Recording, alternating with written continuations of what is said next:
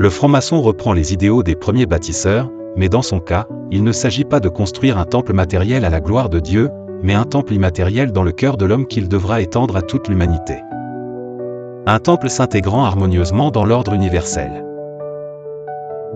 Afin de vivre dans ces préceptes qu'offre la démarche initiatique, le récipiendaire a dû prêter une obligation librement consentie sur les 3 grandes lumières de la franc-maçonnerie pour être reçu maçon. Le volume de la loi sacrée, l'équerre et le compas, donnant ainsi une dimension spirituelle à la démarche initiatique réalisée dans un juste équilibre entre la matière et l'esprit. Le fait d'instaurer cette coutume, d'utiliser la Bible comme volume de la loi sacrée, est devenu un landmark intangible de la franc-maçonnerie régulière de tradition, reconnue de la Grande Loge unie d'Angleterre.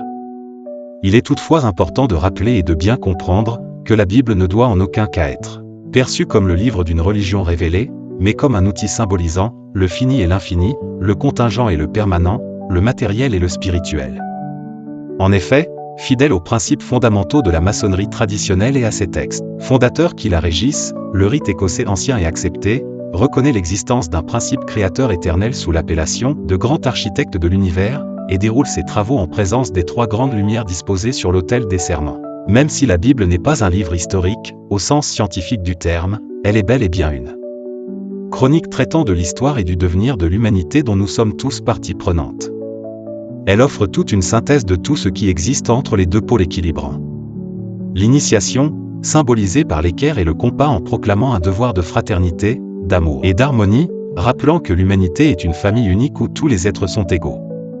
Ainsi, quelle que soit sa religion ou sa croyance, un candidat, dès lors qu'il est prêt à travailler avec ses frères à la gloire du grand architecte de l'univers, peut sans renier ses engagements antérieurs, prêter serment sur la Bible, celle-ci n'ayant qu'un objectif symbolique et rituelique figurant dans ses voies initiatiques fondées sur la spiritualité.